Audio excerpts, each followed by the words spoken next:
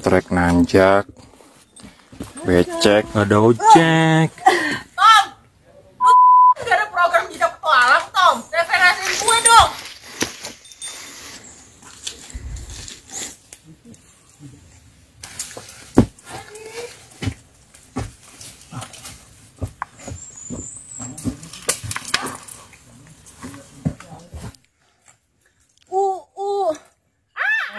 Terbang ke lembah Mandalawangi. Wah, kita udah keren aja nih. Mandalawangi, bro. Keren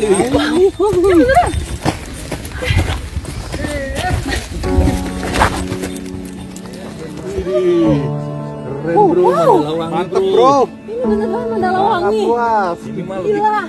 lebih keren dari Bukit ya. Lembah Mandalawangi, lembah suci bagi para pendaki. Pertanyaannya, untuk apa aku kesini? Pertanyaan umum bagi yang belum pernah mendaki sebuah MDPL yang tinggi. Dan maaf, saya tak akan menjawab atau membahas pertanyaan umum ini. Yang pasti pertanyaan itu akan kalian temukan sendiri jika kalian pergi ke sini, ke MDPL yang tinggi, ke Mandalawangi yang sedang kupijak ini.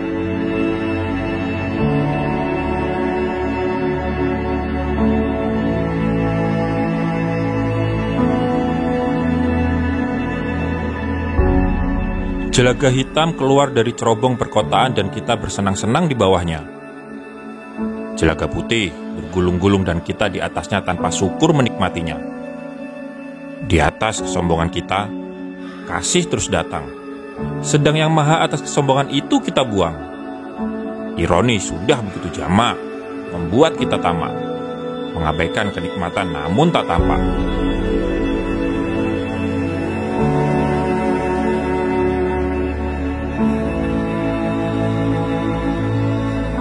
Aku bukan lagi kesini dan membuat ribuan puisi.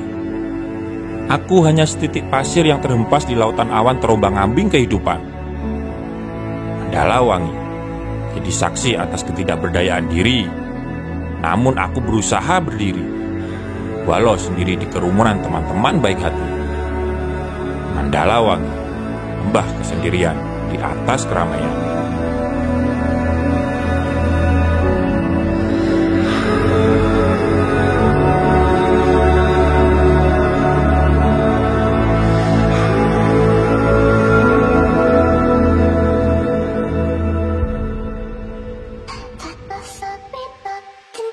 Pangrango, tertinggi kedua di Jawa Barat.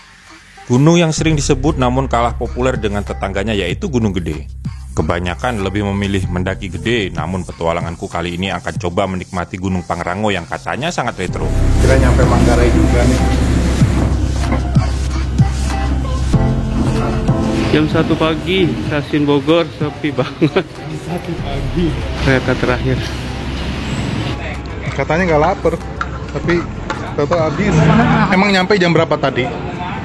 Nyampe stasiun Bogor jam berapa? Jalan jam setengah 9. Jalan setengah 9. Sampai jam 9 lewat lah.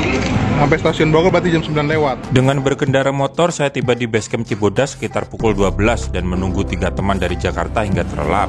Yang ternyata jam 1 dini hari mereka masih berada di stasiun Bogor. Aduh, saya bisa. Bogor bisa. Mau nih, Ji. Masuk banget, Bang. Masih lama. Goyang-goyang banget ini. Taman safari aja belum lewat. Dengan angkot sewaan, akhirnya Dodi, Memet, dan Dewi yang merupakan cewek satu-satunya di pendakian ini tiba di basecamp Cibodas sekitar setengah 4 subuh. Saat mereka datang, saya masih terlelap dikarenakan berkendara motor ke basecamp malam hari dari Jakarta ternyata sangat jauh dan sangat menguras tenaga.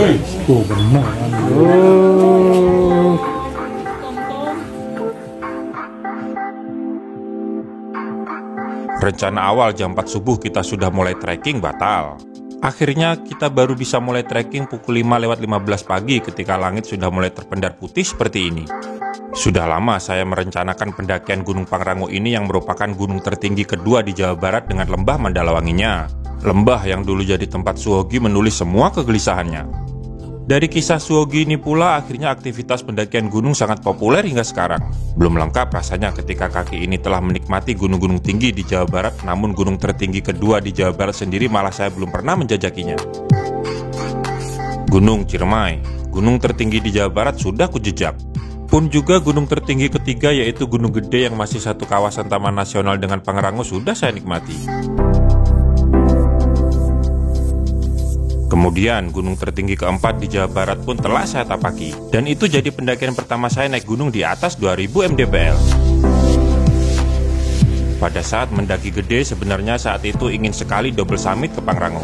Namun waktu dan fisik tidak mendukung saya untuk melakukan itu. Saat itu saya naik via Selah Bintana lintas jalur Cibodas. Ternyata jalur Selah Bintana tidak seperti yang saya bayangkan, dan saya mengurungkan niat untuk double summit ke Pangrango pada saat itu.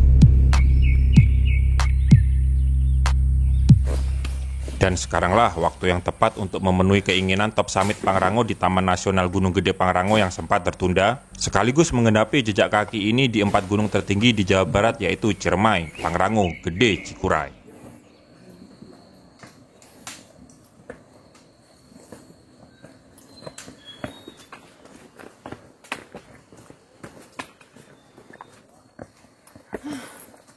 Ayo ngomong. Super, ketemu super lagi ya lo. Baru nggak pas mana kok udah diminum. Hai, para imaji, ikut berpetualang lagi nih. Kali ini saya akan mendaki Gunung Pangrango. Di awal narasi udah saya ceritakan sedikit tentang Gunung Pangrango. Oh iya, siapkan kuota datamu yang banyak karena saya bikin video selalu dengan durasi panjang biar bisa klimaks dalam berpetualang virtual ini.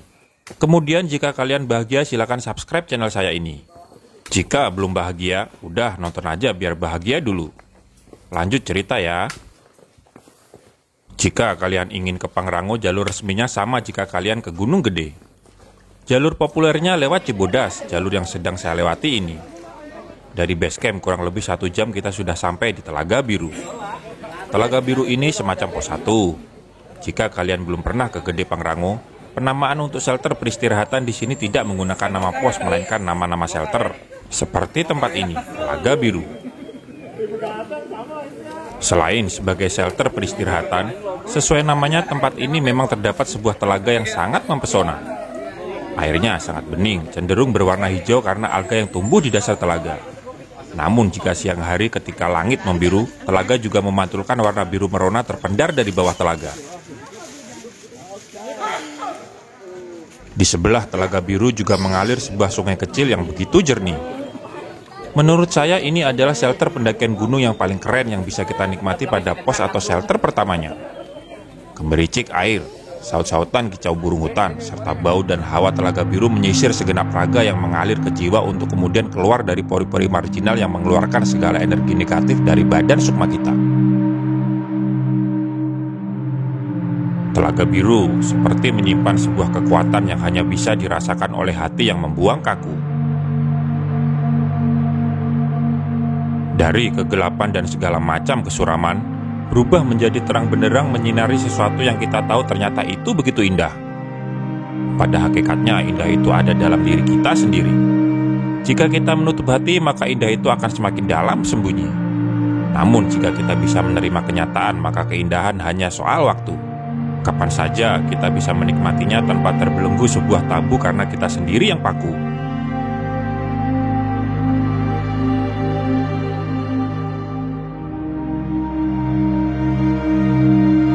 Duduk merenung bukan untuk disinggung, namun menyerap untuk kita menjadi siap. Terang, gelap, kembali terang. Itulah siklus kehidupan. Dari tempat ini kesadaran diriku akan siklus itu kembali dikuatkan. Sebuah pendakian bukan hanya sebuah kesenangan. Lebih dari itu, sebuah perjalanan tanpa tujuan, karena tujuannya tidak lain perjalanannya itu sendiri. Bukan puncak, bukan pula riak. Meski kadang keindahan gamblang begitu tampak, namun tak jarang kita tolak. Lalu lalang orang hanya menoleh sebentar lalu pergi, tanpa disadari, hei lihatlah aku. Kau agung-agungkan keindahan. Keindahan ada di sini tapi kau pergi. Jika Telaga Biru tak gagu, saya yakin mungkin kata itulah yang akan dia seru.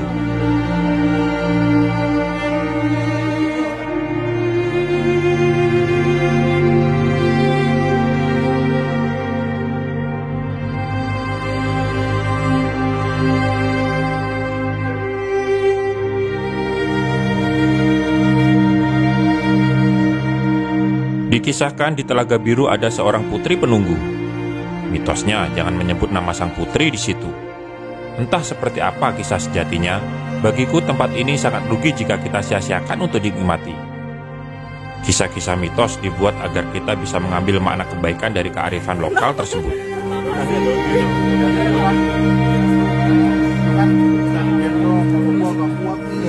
Duduklah bareng sebentar, nikmati kesunyian di sini tanpa hingar-bingar. Karena perjalanan ini masih jauh, sejauh hati yang kadang rapuh. Rapuh karena kita terlalu lama memelihara jenuh. Jenuh mungkin karena terlalu lama keruh. Apakah kau lihat Telaga Biru keruh? Jika iya, sesungguhnya hatimulah yang sepatutnya dibasuh, agar kembali bersih untuk perjalanan yang masih jauh kita tempuh.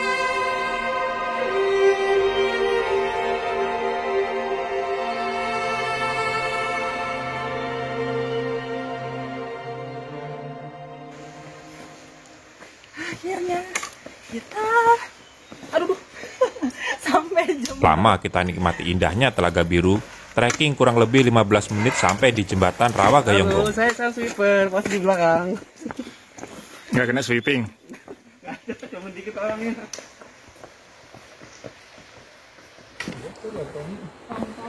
Tidak menyangka sudah sampai jembatan. Ini jembatan apa namanya? I don't know. Seneng banget. Enggak, ini namanya jembatan apa? Apa kak jembatannya? Nggak tahu, coba apaan. I don't know. Pokoknya Emang lo sebelum naik gunung tuh nggak riset dulu ya? Apa-apa gitu. yang penting gue naik terus. Ya harusnya sebelum naik gunung mah riset dulu. Ini gunung ini ada apa, namanya Tahu apa, begitu. Supaya kejutan. Kalau kita riset dulu berarti oh nanti kita menemukan ini nggak ada kejutan, nggak seru. Kasih jalan dulu. Gitu lah. Bisa aja si Dewi ngelesnya.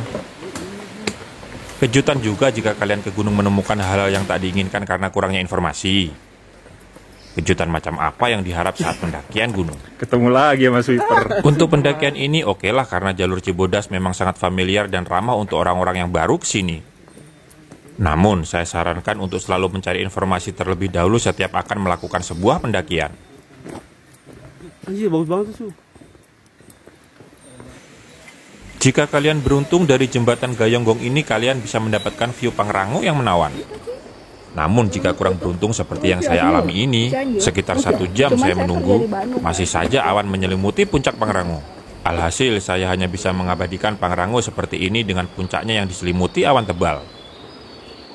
Pendakianku kali ini bersama teman-teman Fake Traveler terasa sangat santai. Dan memang di pendakian ini saya tak ingin buru-buru hengkang untuk menikmati setiap spot yang mana pendakian Gunung Gede Pangrango via Cibodas ini terdapat banyak spot menawan dibanding jalur lainnya. Namun kadang spot-spot indah tersebut terlupakan karena tujuan utamanya hanyalah puncak. Untuk memenuhi feed Instagram kalian, spot di sini luar biasa. Kebanyakan pendaki atau trail runner pasti menyempatkan waktu buat foto-foto di spot ini. Area yang sedikit terbuka namun hawanya sangat pas. Tak terlalu dingin, tak terlalu panas. Gemericik air membuat kian nyaring kicau burung yang bernyanyi riang. Jembatan Rawa Gayonggong memiliki panjang sekitar 500 meter di atas ketinggian 1.500 mdpl. Jalur dari base camp menuju jembatan Gayonggong masih terbilang landai. Waktu tempuh normal bisa dicapai antara 1 sampai 1,5 jam. Masih dekat bukan? Jikapun kalian tak ingin ke puncak gede atau puncak Pangrango dan hanya ingin menikmati keindahan Telaga Biru dan jembatan Gayonggong, saya kira tak perlu membawa bekal apa-apa juga bisa. Selain dekat, jika haus atau lapar di shelter Telaga Biru terdapat warung. Anggap saja berwisata alam seperti kebanyakan. Berjalan sekitar 15-20 menit dari jembatan Gayonggong, kalian akan bertemu persimpangan Curug Ciberem. Terlihat plang yang di bawah itu adalah petunjuk arahnya. Lurus jalan landai ke arah curug, sedang kiri tanjakan ke puncak. Sebenarnya saya sempat mengambil gambar persimpangan tersebut, namun entah kenapa saat proses editing saya tak menemukannya. Sudahlah. Saya tak mau mengaitkan sama hal mistis. Mungkin saya lupa. Meski sebenarnya di simpang Curug Ciberem yang ada shelternya tersebut sering dikait-kaitkan dengan kejadian di luar nalar. Seperti yang saya singgung sebelumnya, satu lagi destinasi yaitu Curug Ciberem jika kalian lewat jalur Cibodas ini. Telaga Biru, Jembatan Gayonggong, serta Curug Ciberem semua bisa kalian nikmati selain tujuan ke Puncak Pangrango atau Gede. Ayo sweeper. Semangat. Jangan sampai kena sweeping. Udah mulai nggak ada bonus. Duduk dulu. Puncak. Lanjut lagi.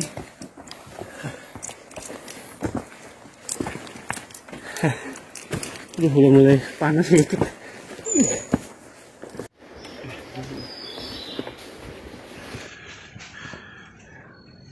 Nunggu siapa, Tom? Nunggu siapa? Nunggu sweeper. Mana sih sweepernya? Kayaknya perlu di sweeping. Sweeper di sweeping dulu kayaknya. Sweepernya di sweeping mulu.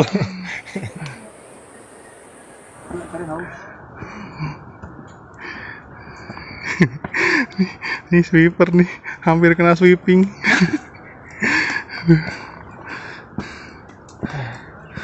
Gue sweeper itu kan.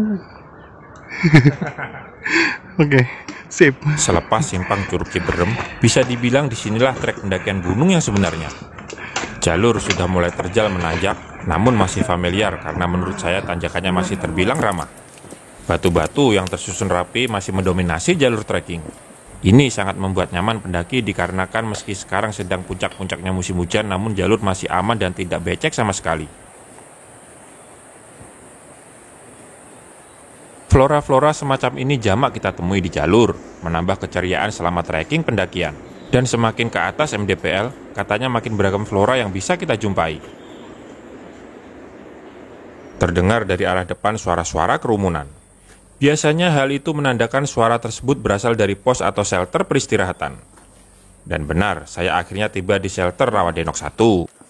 Sekali lagi bagi kalian yang belum pernah ke Gede Pangrango, penamaan untuk shelter peristirahatan di sini tidak menggunakan istilah pos 1, pos 2, dan seterusnya. Namun penamaannya sesuai nama tempat atau nama shelter. Rawadenok 1. Jika dihitung dari bawah tadi, saya telah melewati 3 pos peristirahatan, yaitu shelter Telaga Biru, Jembatan Gayonggong, Simpang Curug Ciberem, dan sekarang yang sedang kami lewati shelter Rawadenok 1. Melewati shelter Rawadenok 1, kami tak ambil rest alias lanjut. Jika ada Rawadenok 1, tentunya ada Rawadenok 2. Disitulah nanti rencana kami untuk kembali ngeres.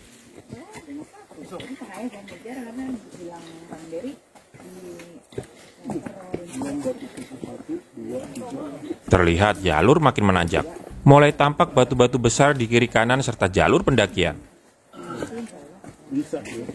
Batu-batu yang sebelumnya tersusun rapi mulai sedikit tak beraturan tampak di beberapa bagian. Tapi secara keseluruhan masih terlihat bagus dan nyaman untuk pijakan.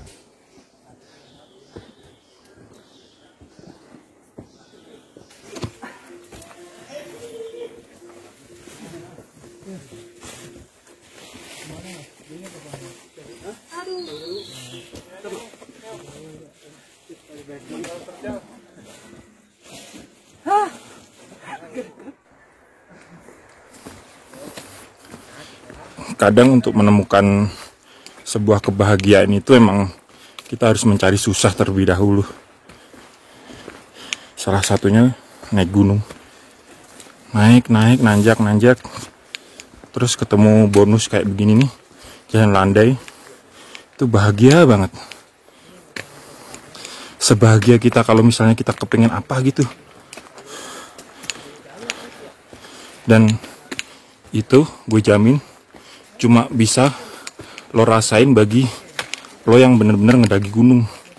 Kalau cuma ngeliat video ini doang, gue nggak jamin apa yang kita rasain, pendaki rasain, lo rasain juga kebahagiaannya seperti apa.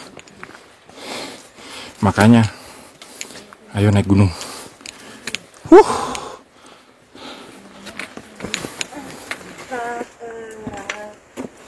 Guys, kita ngantuk guys.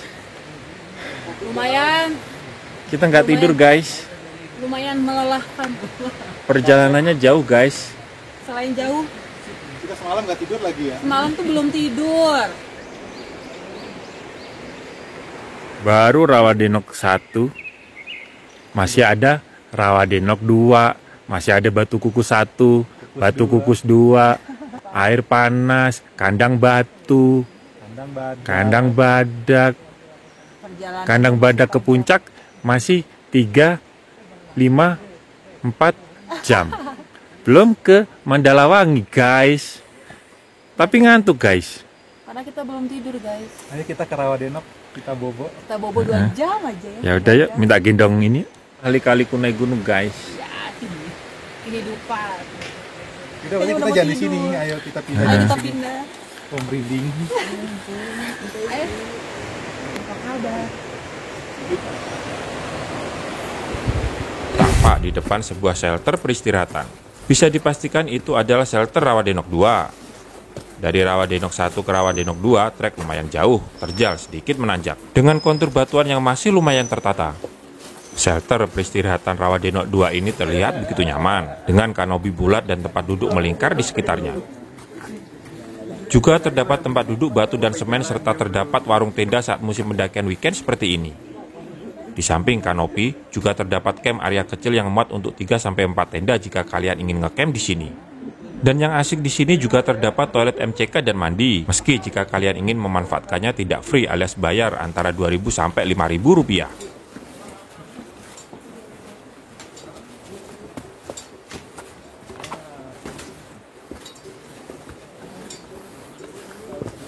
Ayo, Met.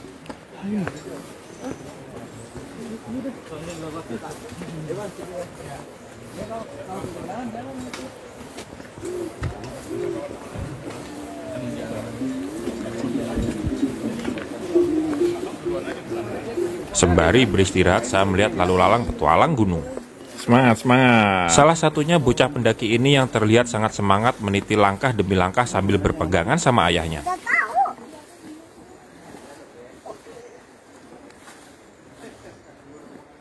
Dari awal trekking, saya juga selalu bertemu dengan trail runner dengan kostum khasnya yang hanya berbekal botol air mineral kecil, melibas semua trek dengan berlari. Kebayang tuh dengkul rasanya kayak apa kalau nggak kebiasa.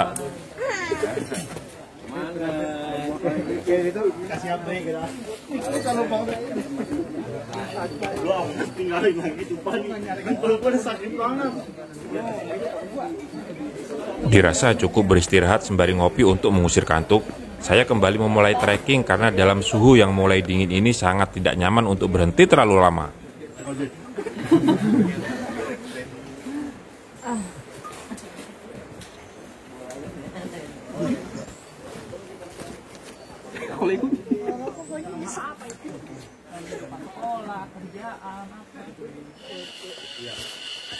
Lepas shelter Rawadenok 2, jalur terasa sangat nyaman. Meski titian batu-batunya makin tak beraturan, namun trek terbilang sangat landai dibanding sebelumnya saat trekking dari Rawadenok 1 ke Rawadenok 2. Dan hanya membutuhkan waktu beberapa menit saja, kami telah sampai di shelter Batu Kukus 1. Batu Kukus 1. Kita telah tiba. Ya, habis itu baru air panas ya? Iya benar. Oke. Wah, Adalah cobaan. Ini udah hampir setengah jalan. hampir ya. Hampir. Masih jam 11, jadi kita udah setengah jalan. Lumayan. Kakak Dewi salam dulu dong buat Kak Rudi. Hai Kak Rudi, tolong ya jangan berpikiran negatif. Saya sebenarnya orangnya asik loh. Karena kamu belum kenal, maka kamu tidak tahu aku. Kenalan yuk, supaya tahu. Gak usah makin digituin, bukan makan baik.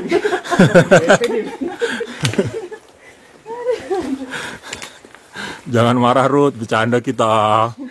Jangan marah ya. Kita jadi pendaki slow dulu, Ruth. Shelter Batu Kukus 1 juga kita lewati tanpa kami ngeres, alias kami langsung trekking menuju Batu Kukus 2. Suasana agak sedikit mendung dan sesekali gerimis kecil. Mungkin itu yang mengecoh serangga hutan untuk memulai membuat bunyi-bunyian dikarenakan kondisi mendung disangka hari akan berganti gelap.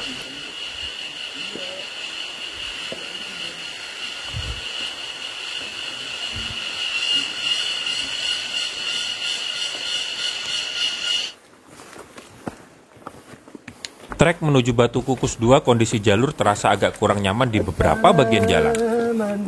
Batu-batu makin berserakan dan sesekali saya menginjak batuan tajam.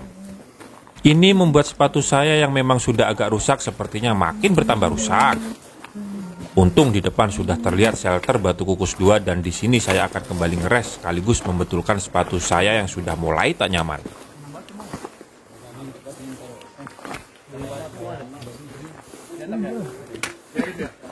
Dengan luar rapi doang gitu.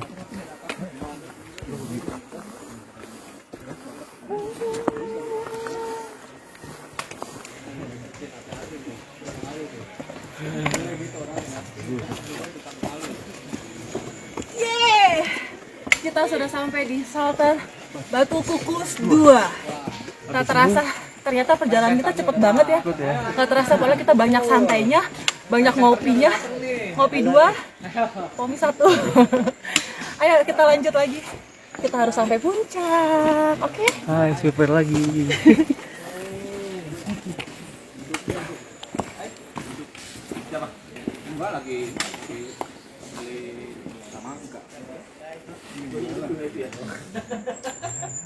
Jadi aku happy bisa jalan sama Kak Tom, Kak Mehmet, sama Kak siapa satu lagi tuh?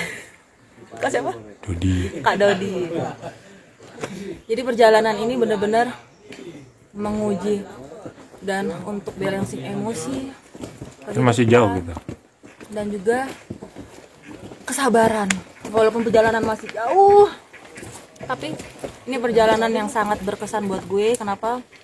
Karena I have friend very good and protect. Jadi aku berharap ada nanjak-nanjak kedua, ketiga, keempat, kelima. Oke, thank you. Back travel. Itu kok badan lo berasap? Iya, gula gue udah mulai banyak kebakar. Ini mungkin berasap nih badan gue. Kalau gue buka baju lebih kelihatan lagi kebakarnya. Jatuh. Dan baru pertama kali nih Enjoy ya? daki nggak bawa uang cash. Kehabisan uang cash. Sampai ngutang-ngutang, aduh, kemarin. Indomaret, ada Indomaret. Tapi mantep lah ini. Tahun gak daki ternyata kita masih kuat ya. Masih. Tuh lihat temen lo sedih tuh. Gimana pendakian kali ini? Bisa ngutang mau. Udah habis berapa kopi? Satu kopi sama satu. Pop mie? Iya, mau pop mie satu. Satu kopi, satu kopi boleh ngutang. Sampai dengkul nggak kopinya? Belum nih, belum sampai, masih di perut. Dengkul masih melocot aja. Ini belum separuh perjalanan loh. Iya, Separuh aja belum nih. mungkin baru kandang badak baru separuh kali ya. Iya. Enggak lah, kandang batu lah separuh. Kandang batu ya separuh. Boleh. Tetap semangat ya. Ya. Beristirahat sekitar 15 menit sudah cukup untuk kaki kembali melangkah. Dari Batu Kukus 2, shelter berikutnya adalah shelter air panas 1. Kondisi trek mulai menyempit dengan semak-semak lebat di kanan kiri. Langkah kaki saya terasa agak aneh. Ini bukan soal fisik seperti yang saya alami sebelum-sebelumnya. Tapi ada yang pernah ngalami kejadian kayak gini. Kondisi darurat. Tali sepatu saya ikat sampai bawah dan oke lah, saya masih bisa berjalan meski sedikit tak nyaman. Sepatu tak akan menghalangiku untuk merengkuh puncak Pangrango yang sudah lama aku tunggu.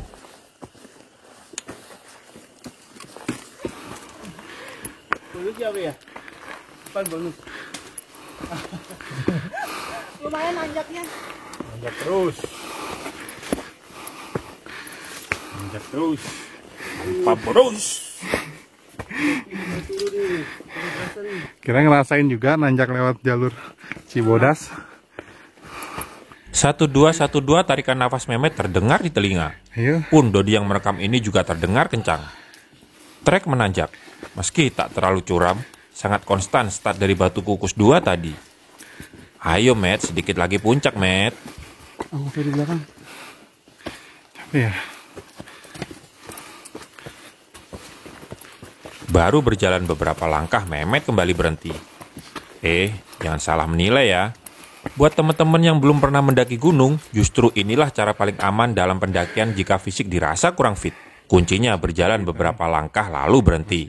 Tarik nafas, lalu berjalan lagi seperti apa yang ditunjukkan Mehmet tadi. Kuncinya jangan pernah memaksakan fisik. Salah-salah jika kalian memaksa bisa unfall di tengah jalan. Kemudian jika kalian beristirahat di shelter jika dirasa badan mulai kedinginan, segeralah kembali berjalan agar terhindar dari bahaya hipotermia. Jika kecapean, jangan malu untuk berhenti sebentar, lalu jalan kembali. Teman sependakian pasti paham dan akan mensupport kalian. Maka sangatlah penting memilih teman sependakian yang paham akan kondisi-kondisi tertentu dan tentunya juga saling menjaga satu sama lain. Satu lagi, jangan pernah sekali-kali meremehkan sebuah pendakian meski kalian naik gunung dengan jalur ramai seperti jalur Cibodas ini. Wah, Tommy melewati jalur curam ini. Apa mau ikan asin? Agak ini apa? Potong jalur. Kawan gua rekam ini, kawan lagi aja rumah. Dititikin udah. Oh, bahkan Martel udah ketangkep itu. Terus berjalan kami memasuki area hutan basah dengan selimut kabut dan dari kejauhan sayup terdengar aliran deras air mengalir. Kondisi trek juga sedikit basah meski tak turun hujan. Jalur sangat landai cenderung turunan di beberapa bagian. Kondisi sebenarnya lebih gelap dari yang kalian lihat di layar walau di tengah hari begini. Ditambah lebatnya hutan semakin menghalangi cahaya matahari. Eksposur kamera otomatis mengaktifkan gain dalam kondisi agak gelap, berefek pada tampilan gambar yang kalian saksikan ini sedikit koral atau bahasa awamnya berintik.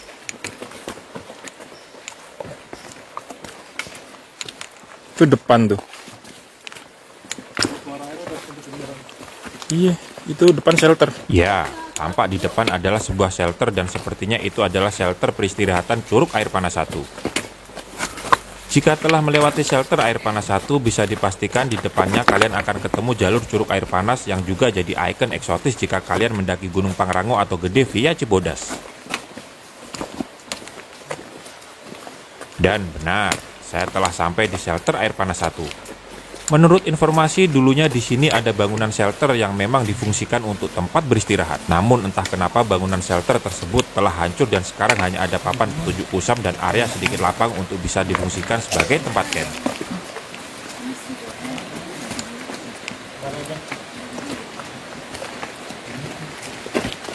Air panas. Kita bentar lagi sampai. Lagi. Ya, sedikit lagi kita sampai di Curug Air Panas yang menjadi ikon pendakian jalur Cibodas. Menurut informasi, melewati jalur air panas tersebut bukanlah perkara mudah. Apalagi jika kalian punya fobia ketinggian. Perlu ekstra kehati-hatian karena kita benar-benar melewati sebuah tebing curam air terjun atau curug yang mengalir. Selain tingkat kemiringannya yang harus kita perhatikan, trek dipastikan sangat licin. Kita benar-benar menerobos air terjun dengan aliran air panas yang mengalir di atas tebing curam dari jurang yang dalam. Sekedar berbagi pengalaman, dulu ketika saya mendaki Gede via Selabintana lintas jalur turun via Cibodas, ketika melewati Curug Air Panas saya sempat terpeleset.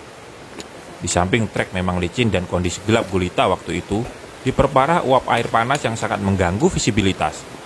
Kadang kita tak bisa melihat kaki kita sendiri saat berpijak.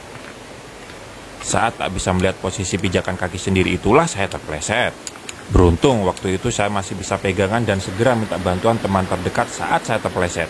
Nah, meski sekarang kita melintas saat siang hari tentu dengan visibilitas yang lebih baik dibanding malam hari, jangan sekali-kali meremehkan jalur yang sudah terpasang papan peringatan bahwa saat melintas kita dituntut untuk ekstra hati-hati dan waspada, karena nyawamu bisa jadi taruhannya.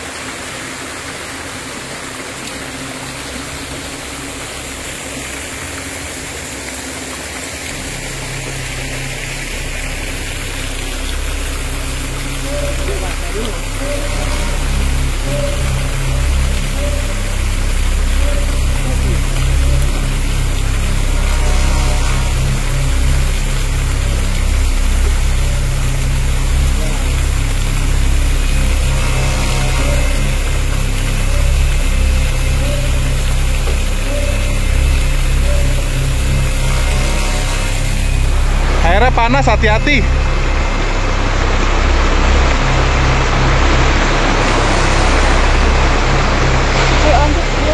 Si Tommy mana?